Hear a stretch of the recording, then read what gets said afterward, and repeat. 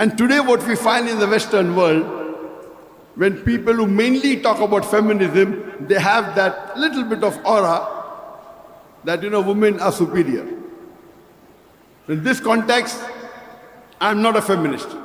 But truly, if you go by the definition, what it literally means, it means that men and women have equal rights. So therefore, I call feminism as a misnomer. If I go out and say that Zakir Naik is a feminist, people will think, okay, he's trying to say that women are more superior than men. If you go to AI, artificial intelligence, and let's ask artificial intelligence, what is feminism? So AI will tell you that feminism is a group of political and social movements to acquire equal rights amongst both the genders. Political and social movements in order to acquire equal rights amongst both genders, which I have no problem. But today, the Western talk of women's liberalization. Women's liberalization is another word for feminism. It's a coined word. Women's liberalization. The Western talk of women's liberalization is nothing but a disguised form of exploitation of a body,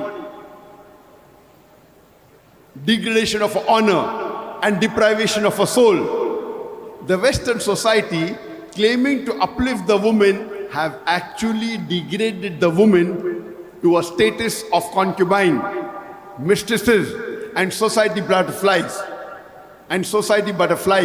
Which are mere tools in the hands of pleasure seekers and sex marketeers, which are hidden behind the colorful screen of art and culture. In the name of women's liberalization, the Western society is degrading our mothers, our daughters, our wives to a status of concubine, society butterflies, which are mere tools in the hands of sex marketeers and pleasure seekers, hidden behind the colorful screen of art and culture. In the name of art and culture, they are degrading. So such type of Western talk of women's liberalization, I do not believe. I do not care about the modern ideas, the conclusions and categorical remarks made by scientists and unexperienced armchair experts as how a life should be led by a woman. I'm going to base my conclusion on facts which can be proved by experience. For experience and holistic facts are the sure test between the truth of gold and the glitter of theory. We have to check our minds, otherwise our minds will go astray. There was a time when great minds of the old times, they thought the world was flat.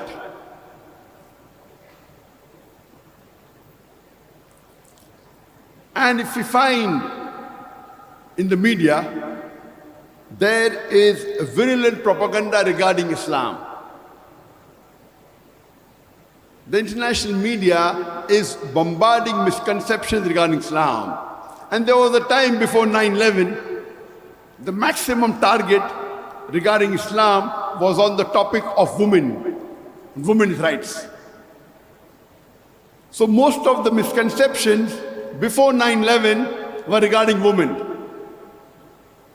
Why does Islam subjugate the woman by keeping her behind the veil? Why does Islam give permission for a man to have more than one wife? Why do women inherit half as compared to that of the men?